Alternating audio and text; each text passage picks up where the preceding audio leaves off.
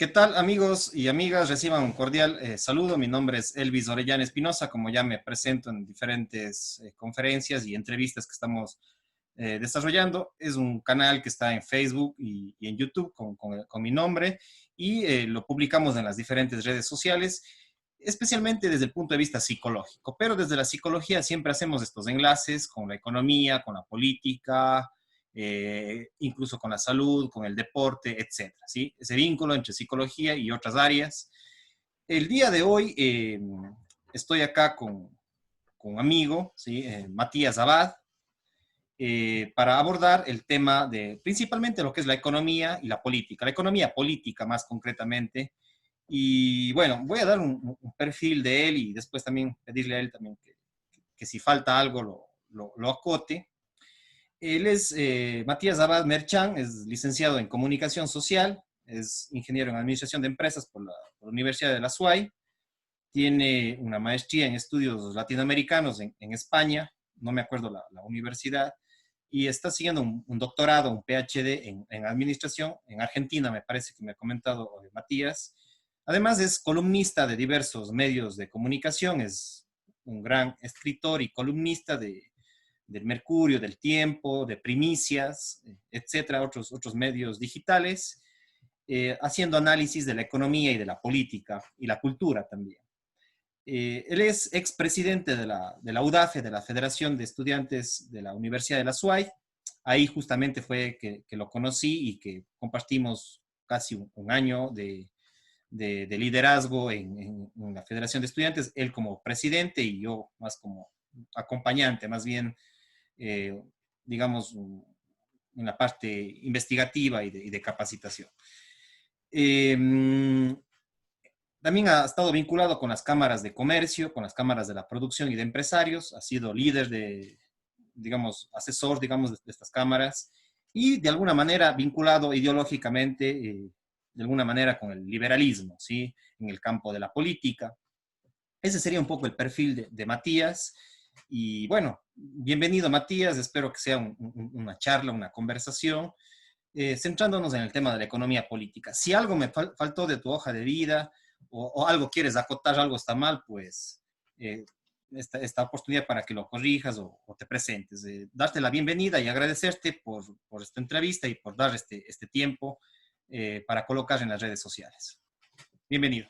Muchas gracias, Elvis. Ante todo, más bien te agradezco por este espacio en tu canal que cada día va generando más adeptos, con más sintonía y que sin duda se está consolidando como una especie de medio alternativo a nivel de la provincia, lo cual es bastante bueno porque hay puntos de vista que se están tratando aquí que a veces difieren, a veces confrontan, y eso es bueno porque a la larga se genera otra forma de pensamiento que sirve a la gente para evaluar y formarse su propio criterio. Creo que eso es altamente valioso para las circunstancias actuales. Y también, pues muchas gracias por la generosa introducción. Realmente todo lo que has descrito, pues es la trayectoria que he tenido. Quizás acotar que en este momento soy profesor universitario en la Universidad de la SUAY, que es a lo que me dedico actualmente. Y más bien encantado de poder conversar, de un poco evaluar los escenarios actuales, los escenarios futuros y todo aquello que pueda tener inquietud la gente respecto a la economía y la política ecuatoriana. Chévere, Matías, muchísimas gracias. Te he visto en diferentes medios de comunicación. Como tú dices, este es un medio alternativo, de alguna manera, más, como te digo, ligado a la psicología, pero justamente ese es lo importante, tejer esos lazos y de abrir la mente a la gente, porque también de eso se trata la psicología, de educar, de abrir la mentalidad a otras posibilidades, dar diferentes perspectivas para que la gente al fin y al cabo pueda decidir. Ya entrando al campo de lo que es tu rama, preguntaste más concretamente cómo miras la economía política, ¿sí? Eh, los datos, cómo está la situación del país ante esta crisis, ¿sí? ¿Cómo miras la economía del país? ¿Qué es más tu campo? ¿Manejas datos, manejas números? ¿Cómo le estás viendo? Bueno, ante todo hay que tener presente una primera idea. Esta es la peor crisis de la historia del Ecuador. Si bien nuestro referente inmediato o más penoso que tenemos desde la perspectiva económica en nuestra historia republicana es la crisis de 1999, si vamos al dato duro, al dato macroeconómico, durante la crisis del 99 la economía se redujo en un 5%. A la fecha, según las estimaciones del propio equipo asesor del presidente, está Vicente Albornoz, Augusto de la Torre, los economistas que con cierta independencia se permiten hacer la economía, va a reducirse en un 10%. Es decir, que de los 100.000 millones que podemos tener de Producto Interno Bruto, haciendo cierto redondeo, este año pues vamos a salir con 90.000, lo cual se refiere que vamos a significativamente a tener o a evidenciar un decrecimiento. Si decrece la producción, pues decrece el empleo, eso es a la larga, ¿no? Si decrece el consumo y la producción, pues existen menos fuentes de trabajo, y si existen menos fuentes de trabajo, a la larga hay menos dinero en los hogares, y si hay menos dinero en los hogares, se reduce la calidad de vida de los ecuatorianos, ¿no? Ese es definitivamente el grave problema que estamos afrontando. Y claro, si bien en otros países todos estamos atravesando el mismo problema hasta cierto punto, pero quizás en nuestro país en particular la crisis nos pega más duro porque hay una circunstancia que yo creo que es fundamental.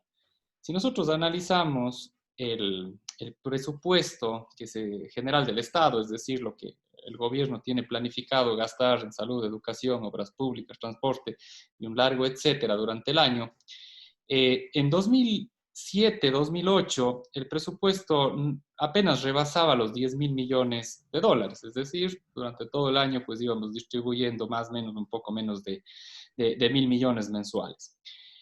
Con la llegada de Correa al poder, se da una coyuntura interesante, ¿no? Y eso es a veces lo que la gente desconoce. No es que Correa fue un gran administrador, sino curiosamente tuvo desde el inicio de su gestión un precio del petróleo que se incrementó significativamente.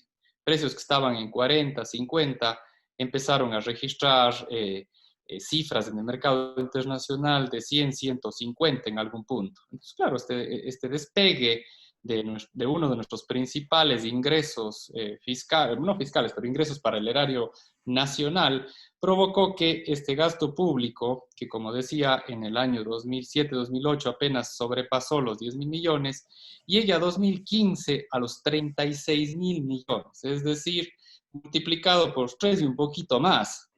Si nosotros hacemos un parangón con nuestra vida cotidiana, ok, yo gasto al mes no sé, $500, de buenas a primeras me empieza a caer dinero extra y empiezo a gastar 1.700, así de comparación, ¿no? En valores un poco más cotidianos.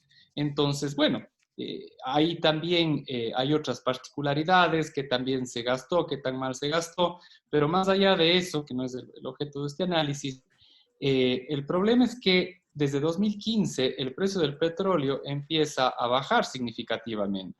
No se pudo sostener por diversos factores, puede ser el esquisto que se fue descubierto en los Estados Unidos, un poco más de sobreproducción mundial, menos demanda de China, que esto es importante. En ese momento China estaba creciendo casi a 2 dígitos o sobre los 2 dígitos anualmente.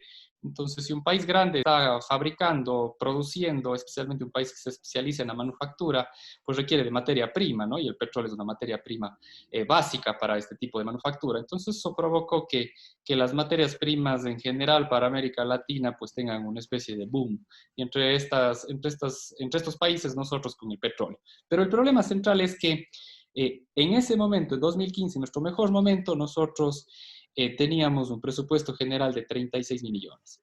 El problema que encontramos es que para el año 2020, a pesar de haber pasado ya una crisis en el año 2019, que todos conocemos, que era una crisis social, pero también tenía un trasfondo económico, a pesar de eso, para este año se estimó al inicio 35.000 millones. Es decir, estamos planificando gastar, o se planificó en su momento gastar para este año lo que se planificaba gastar en el mejor año del boom económico petrolero que tuvo el Ecuador. Entonces, el punto es, no hubo o no ha habido una responsable reducción del gasto público que permita de alguna forma generar ahorros, inversiones o fondos que en este momento nos podrían servir para paliar la crisis.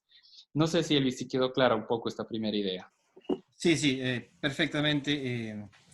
El tema de la crisis, que bueno, incluso no sé si era exactamente 2015, para muchos analistas incluso dicen 2013, 2014, pero bueno, seguramente tuvo más impacto la crisis y la caída del precio de petróleo en el año 2015. Ahora, y de alguna manera, digamos, No, en ese, 2015 todavía estaba planificado el presupuesto en 36.000 millones, ese era el número que señalé. Y de ahí en adelante, pues ya, digamos que ya no eran las mismas condiciones, pero aún así se sostenía el gasto en niveles exorbitantes, a pesar de no tener los ingresos que teníamos en el mejor momento de bonanza. claro, que fue entre el 2009, 2013, 2014, 2014 prácticamente. Yo creo que Ahora, básicamente desde el 2007 empieza a subir y se acaba en 2015. ya, y de ahí viene ya Y una desde ahí, crisis. pues ya es historia conocida, reciente. Claro. Ahora, respecto a este incremento del presupuesto del Estado, digamos así, ¿dónde, no sé si has investigado, dónde está el grueso, ¿sí?, de ese gasto? O sea, de pronto, no sé, en las empresas públicas, de pronto en educación, en salud, en dónde está el grueso del gasto público, digamos, dónde se ha generado demasiado gasto público. No sé si has indagado en esas estadísticas, en esos datos del Sí, presupuesto. bueno, no tengo el dato tan fresco, pero significativamente hay un crecimiento en el gasto, en el gasto corriente, ¿no? Y eso incluye sueldos y salarios. Vos conoces como formado en la ciencia política que la mejor forma de sostener una estructura partidista, política, un candidato, una autoridad es empezar a crear redes clientelares, ¿no? Y si empiezas a dar trabajo a 1 millón de personas, me invento, automáticamente tienes una base social que te permite el día de mañana sostener tu proyecto político porque dependen de ti, ¿no? Entonces, ese es un poco la, el modus operandi que generalmente se realizó durante el gobierno anterior. Y el problema es que, además de haber aprendido la lección, no se tomaron los correctivos, ¿no? El presidente actual entró con una perspectiva o con un ofrecimiento de cambiar muchas cosas del gobierno anterior, que en cierta forma sí lo hizo en ciertos campos, pero en otros vemos que no, que se tomaron muy tarde. Recién ahora, ante la crisis, es que se empieza a cuestionar el número de funcionarios públicos, se empieza a evaluar los sueldos de los funcionarios públicos, que están un 25-30% por encima de los sueldos del sector privado, ¿no? No estoy diciendo que esté bien o está mal, sino simplemente es así. O sea, si un chofer gana, yo que sé, $400 o $500 en el sector privado, pues aquí ganan 600 o 700, es decir, ganan 25-30% adicional. Esa es una realidad. Que esté bien o está mal, eso le evaluará el administrador de turno, pero eso hace que tengamos un Estado sumamente pesado y que nos cueste más o menos $1.000 millones al mes sostener a toda la burocracia. Entonces, al momento que empieza a faltar la plata, en vez de pensar en cómo voy a reducir el gasto para hacer un Estado más liviano, se empieza a pensar cómo consigo más plata para poder seguir manteniendo el mismo nivel de gasto, ¿no? Que parecería un poco medio ilógico. Y es cuando empiezan a salir ideas descabelladas como más bien saquemos un impuesto adicional, una contribución adicional de los funcionarios privados para sostener la estructura pública. Realmente es terrible que se piense de esa manera cuando la realidad debería ser al revés, ¿no? En cualquier hogar, cuando existe un presupuesto ajustado, ¿qué es lo primero que se hace? Bueno, pues si no hay cómo conseguir más ingresos, no hay cómo conseguir otro trabajo, pues hay que reducir gastos, es así, pero esa es la forma que a veces no se piensa desde lo público y más bien, si bien se están tomando algunas decisiones, se están tomando un poco tarde.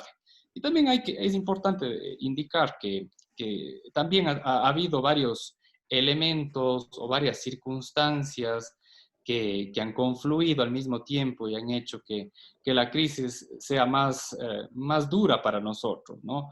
Por un lado, la caída del precio del petróleo, que en algún punto de estos meses incluso se ha llegado a registrar hasta valores negativos, ¿no?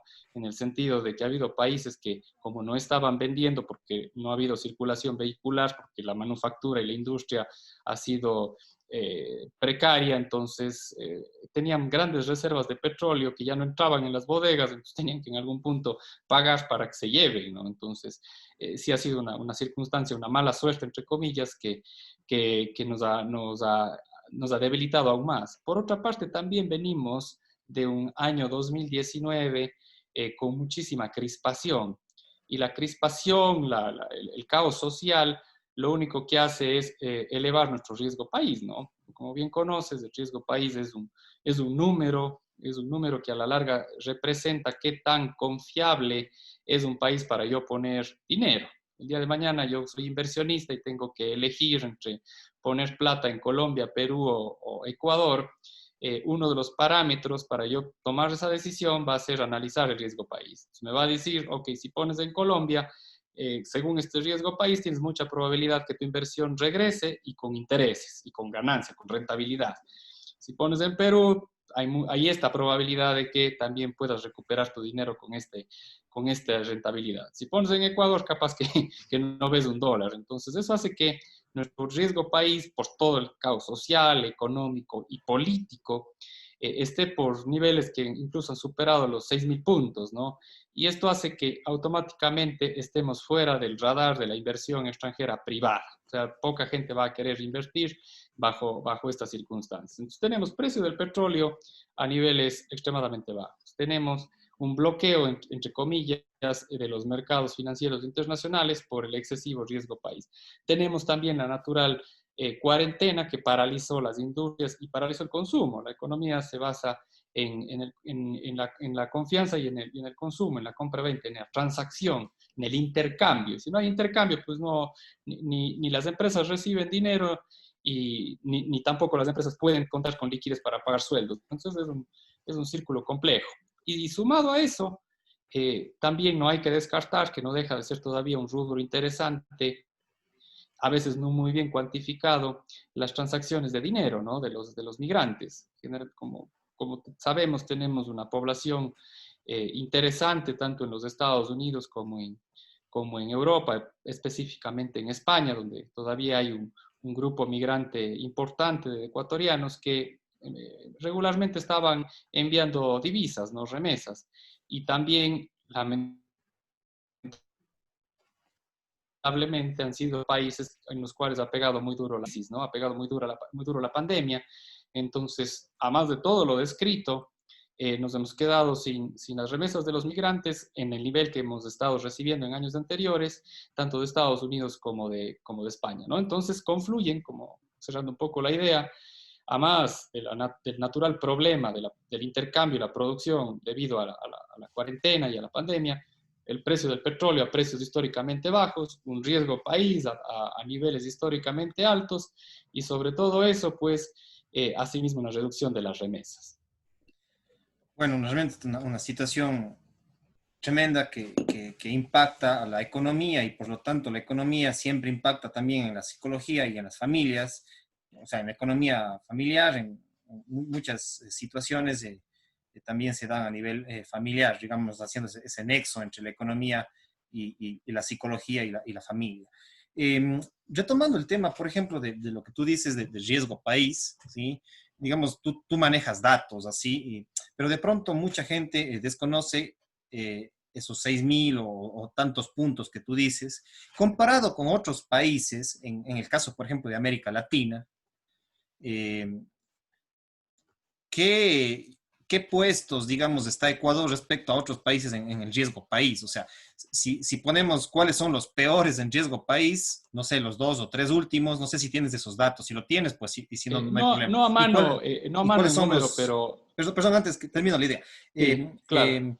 Y, o sea, ¿cuáles son los países que están, digamos, en el último puesto de riesgo país? O sea, los que más riesgo tienen, los que digamos, están en el puesto intermedio de riesgo país, y cuáles son los que el riesgo país es bajo y realmente hay inversión. Disculpa, te costé y quería terminar esta pregunta para que lo aclares. No, perfecto, gracias más bien por la acotación.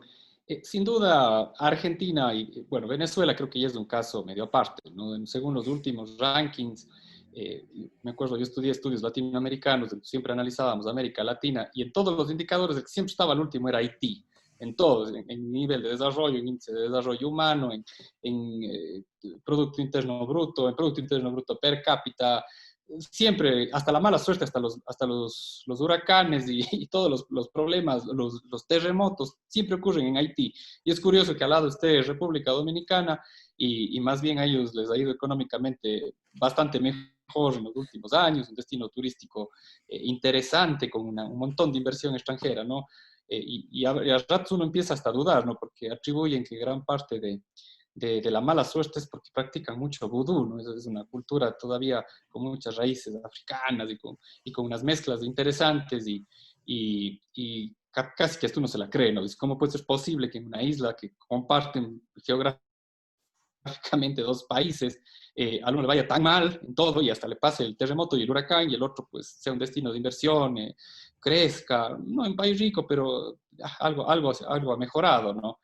Pero bueno, es otro tema. Pero siempre, un poco para volver a la pregunta, siempre que analizábamos los países, siempre estaba Haití al final. Pues ahora está Venezuela. O sea, Venezuela está en este momento con niveles, sin ánimo de ser peyorativo, pero con niveles africanos de pobreza. O sea, ayer justo estaba viendo cómo,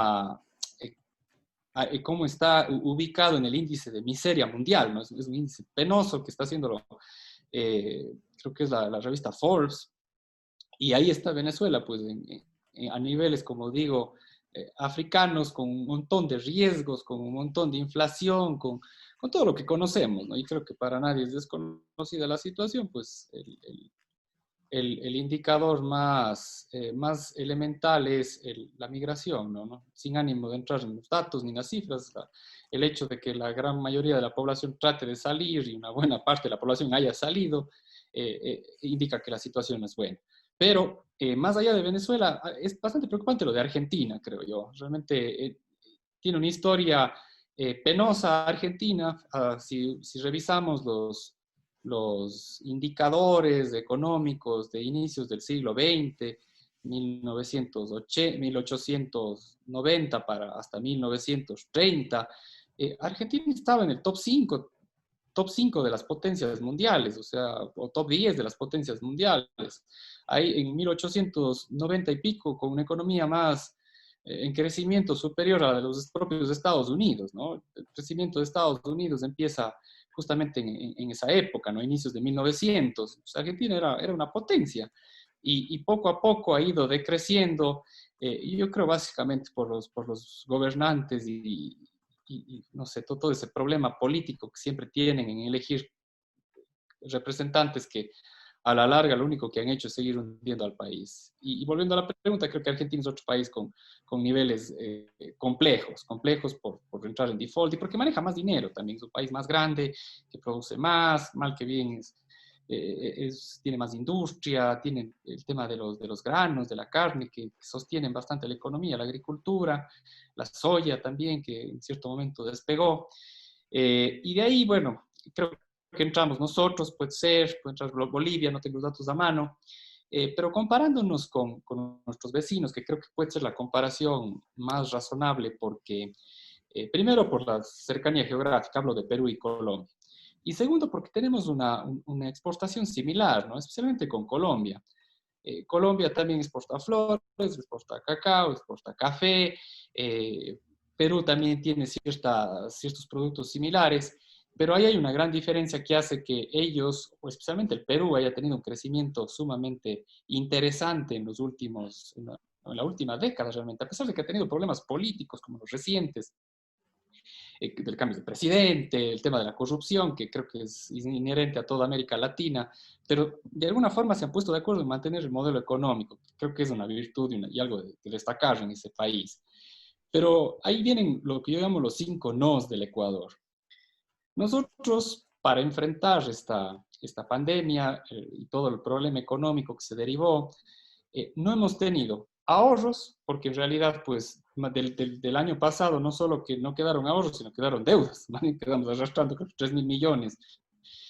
No tenemos ahorros. No tenemos las reservas internacionales, ¿no? Lo que vos sabes decir, los fonditos, ¿no? Esos fonditos que en algún momento el gobierno de Correa consideró que en vez de tenerlos en el exterior, invertidos en la bolsa, yo qué sé, era preferible extraerlos al país para poner en las manos de los ecuatorianos.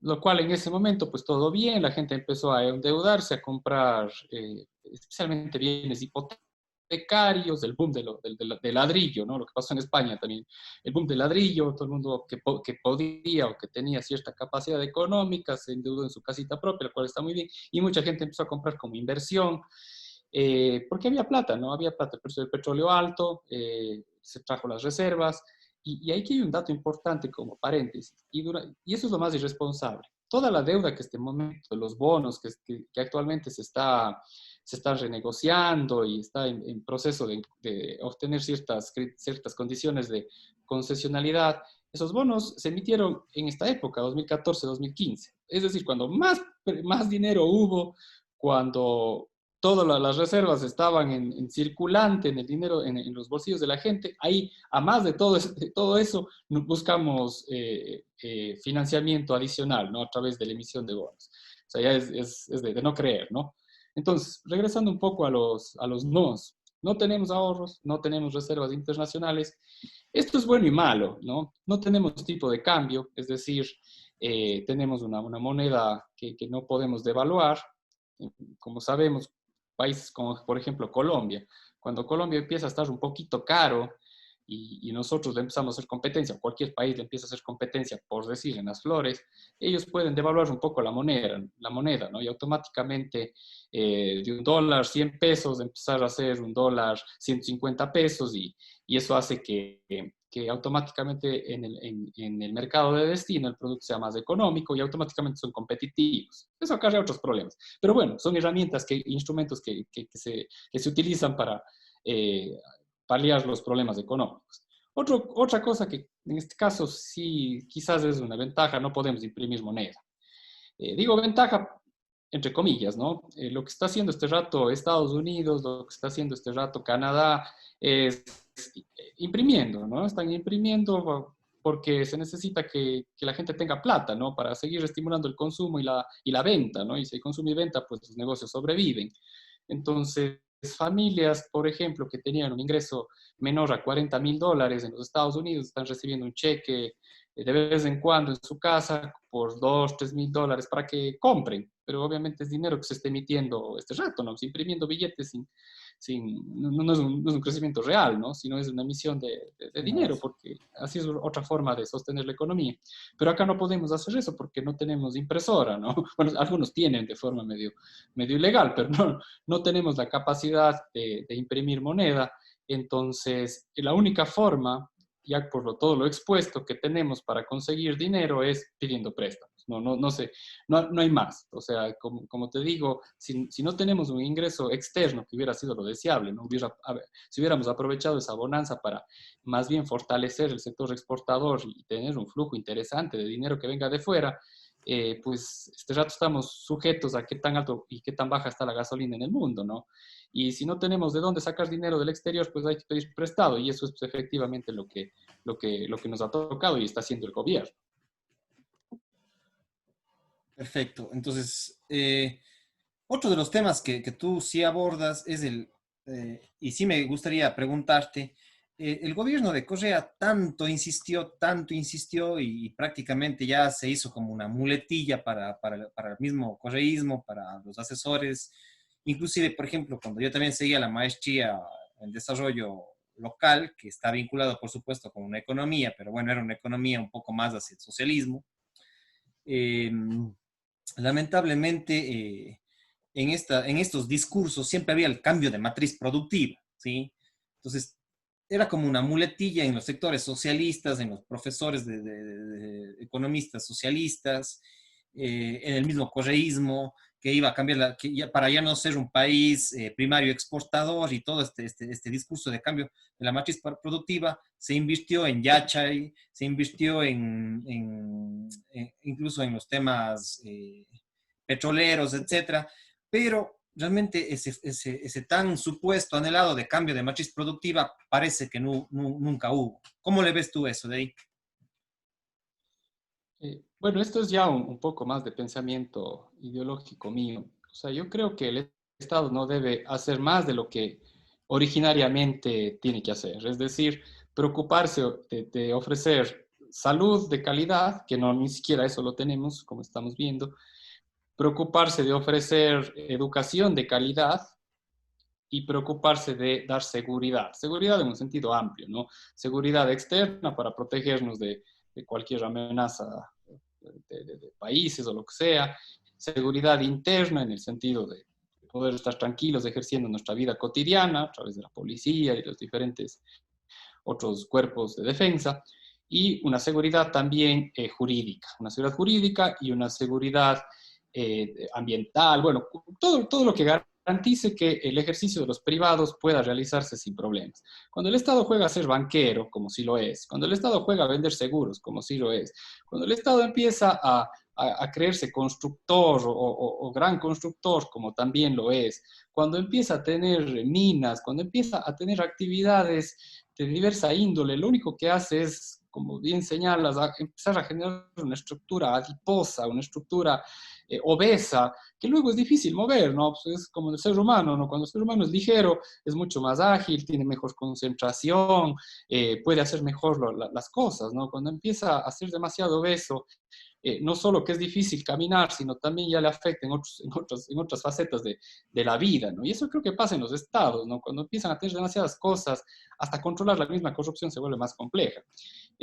Como suelen decir, no es siempre ha habido corrupción, sí, seguramente esta ya es algo que, como sueles decir, es parte de la idiosincrasia y de la naturaleza de nosotros. Pero claro, cuando hay más plata robas más, eso sí es real. Y cuando hay más cuando hay más cosas por donde robar también hay más tentación y más facilidades y más canales para lograr ese objetivo.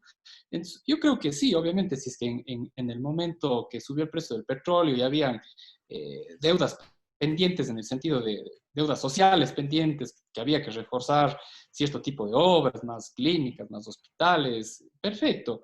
Pero si empiezas a hacer un crecimiento desmesurado, pasa lo que ocurrió, ¿no? Porque no es un crecimiento sostenido, no es que se invirtió realmente, como vos dices, en una matriz, no hubo nada, o sea, ni siquiera la matriz energética se pudo cambiar, o sea, eh, realmente todo quedó en un relato, ¿no? Y eso es ya entras en tu área, ¿no? O sea, de la psicología, ¿no? De posicionar relatos en la gente y la gente lo asimila y de tanto escucharlo lo empieza a creer. Y dice, no, pues es que hubo la cambio de matriz productiva. ¿Qué hubo? Nada, o sea, lo que hubo es un poco de proteccionismo para ciertos amigos de ciertas empresas y industrias que mantuvieron salvaguardas, que tuvieron beneficios, que tuvieron contratos.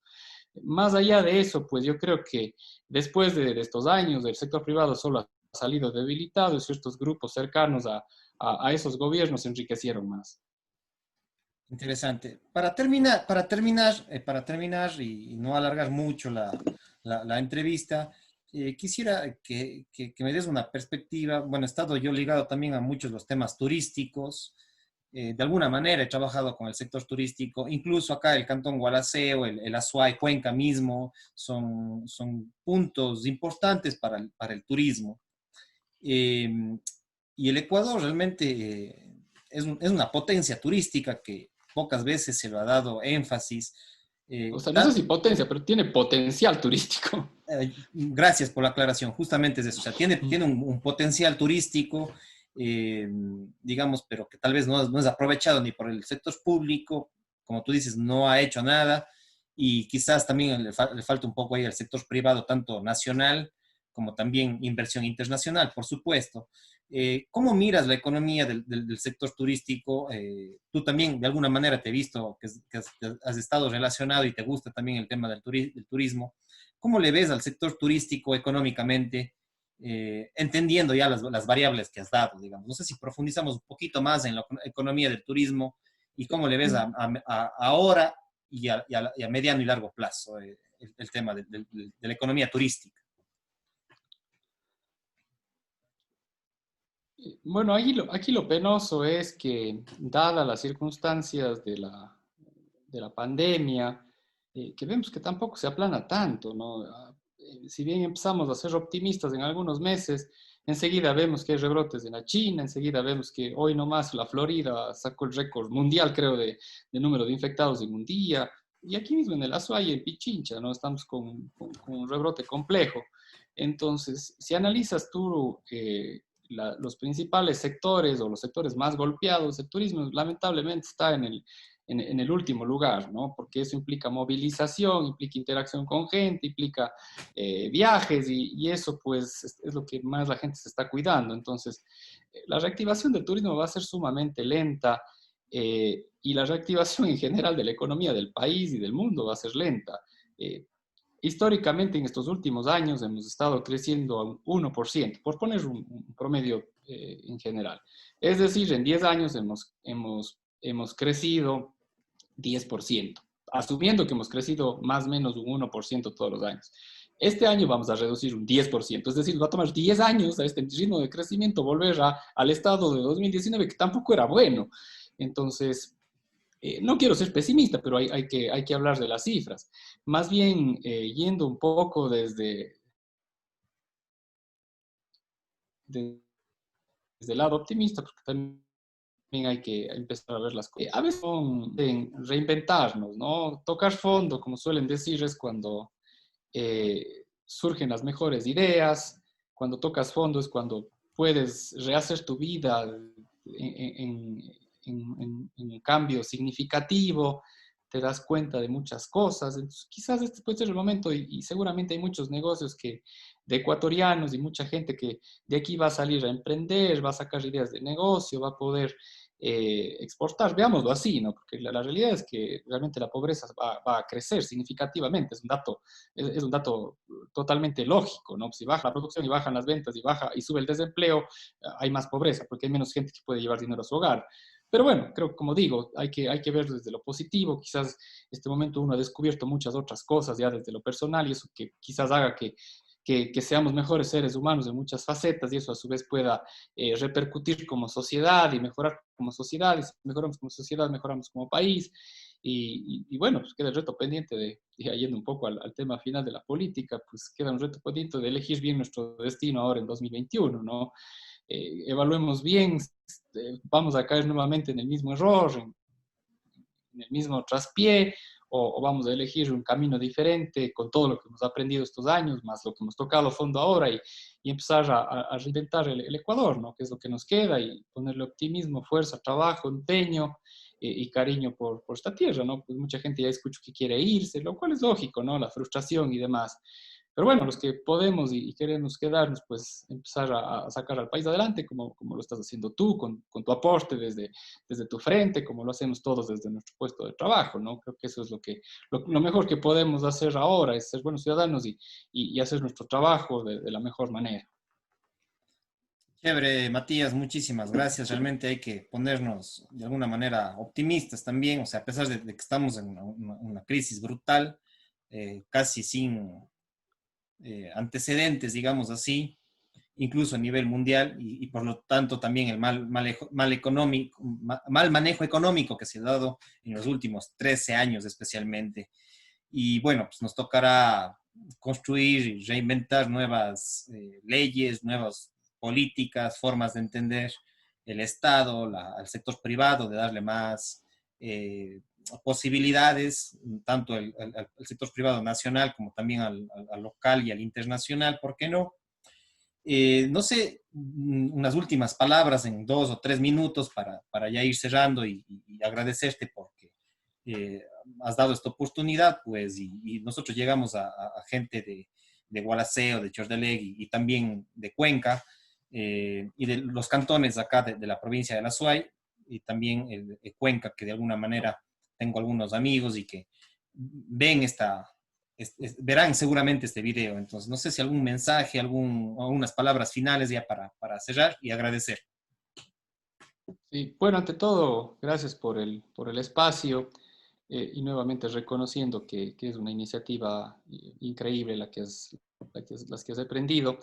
Es más, bueno, es parte de la pandemia, también ha generado mucha creatividad de mucha gente, ¿no? Que ha empezado a vender cosas, ha empezado a fabricar cosas y otros han empezado con proyectos personales que quizás en otras circunstancias no lo hubieran hecho, ¿no? Eso es parte de los efectos de todo esto, ¿no? Y se ha acelerado la historia, ¿no? Yo pongo el ejemplo de la universidad. Al menos en la Universidad de La SUAY, creo que desde que fui estudiante había ese reto de algún momento hacer la universidad a distancia, virtual, y ya tenían la plataforma y pasábamos 10 años, creo, y nunca se tomaban esas decisiones, hasta que tomar la decisión era el único camino, ¿no? Entonces, en cuestión de un mes, adquirieron las plataformas, nos prepararon, nos dieron capacitación y en este momento estamos dando clases bajo ese formato, ¿no? Entonces, a veces hay que salir un poco de la caja, ¿no? Ver las cosas de otra forma, correr riesgos también, ¿no? Tener esa voluntad de arriesgar, ¿no? De lo típico que llaman ahora estos coaches, ¿no? De salir de la zona de confort, ¿no? Y arriesgar un poquito a cosas nuevas que a la larga, pues como es la regla de las finanzas, ¿no? A mayor riesgo, mayor rentabilidad. Ahí es donde ocurren las cosas significativamente grandes. Y de ahí, pues, esperar que el nuevo yo creo que más sorpresas en este gobierno no hemos de tener. Yo creo que estos meses o estos últimos tramos del gobierno actual va a ser sostenerse dentro de lo que puedan, quizás tomen alguna que otra decisión, pero no van a querer arriesgar el poco capital político que les queda, ¿no? Más bien esperar que el próximo gobierno piense y repiense en el nuevo modelo que tiene que seguir el país, un país que tiene que insertarse en la dinámica mundial. Nosotros apenas representamos el 1/1000 de la economía mundial, 1/1000, es decir, somos muy poco significativos. Pero eso mismo nos hace que una inversión pequeñísima de un gran grupo automáticamente cambia la economía del país, ¿no? Es como cuando estábamos buscando el financiamiento.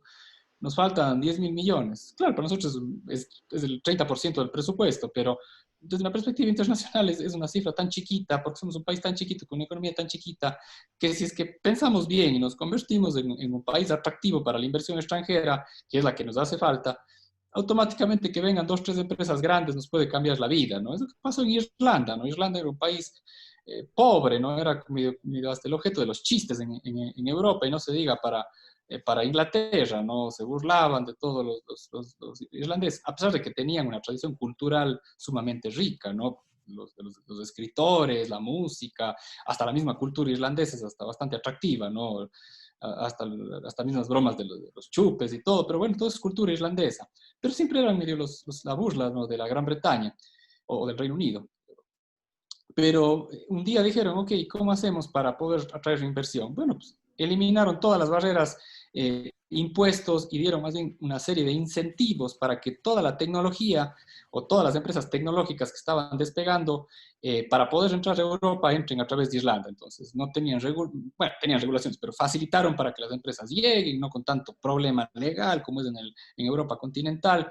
Dieron incentivos tributarios. Usted no me va a pagar, yo me invento, la 30 X años, y eso ha hecho que este rato Irlanda pues haya despegado económicamente por la inversión tecnológica que tienen su serie ahí, Microsoft, Apple, Dell, una serie de empresas por todos los incentivos que dieron, ¿no? Entonces, realmente, como digo, si somos del 1/1000, nuestros problemas, si entendemos bien cómo funciona la economía mundial, quizás pueden solucionar siendo un poco más atractivo para la inversión extranjera, facilitando la contratación, creo yo. O sea, ese es un camino también. Si es que es difícil contratar, pues nadie va a querer arriesgar su capital en ponerse una empresa, ¿no? Facilitando la contratación, generando incentivos para la inversión y el crecimiento de las empresas, para los chicos que están emprendiendo, para los nuevos emprendedores, y como digo, reduciendo el Estado a su expresión más básica, a sus competencias elementales, y realmente garantizándonos buena salud,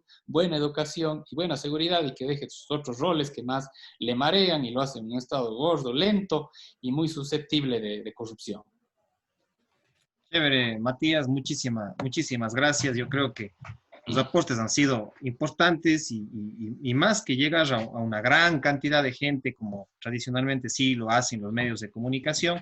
La intención de este medio es así lleguemos a pocas personas, pero que esas pocas personas después puedan expandir estas ideas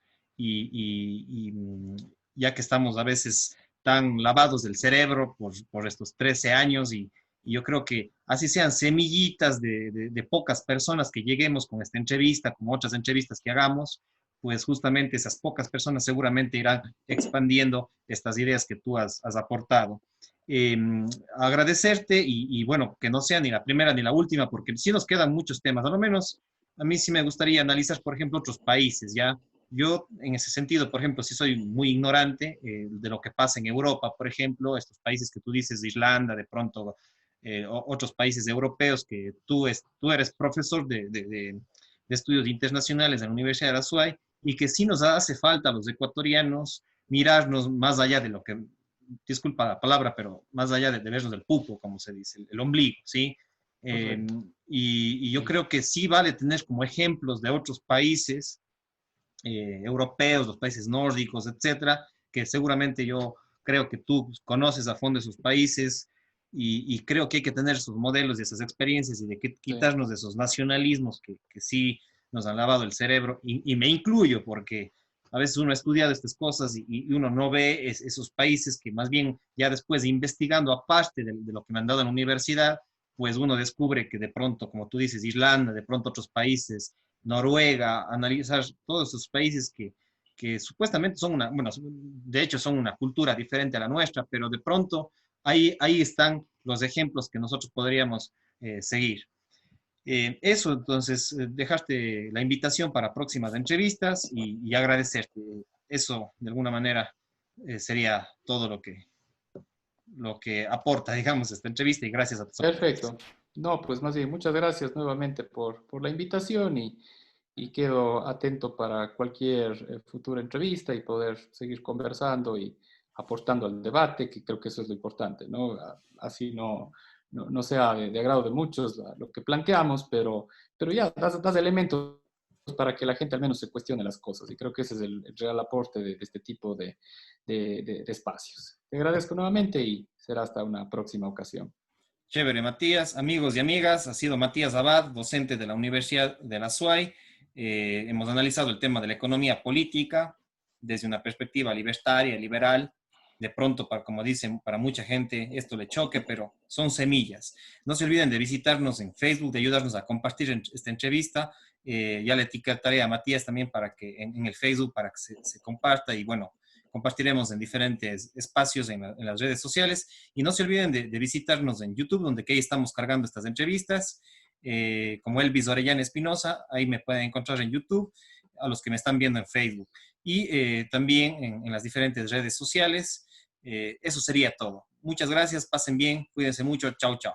Chao, gracias Matías.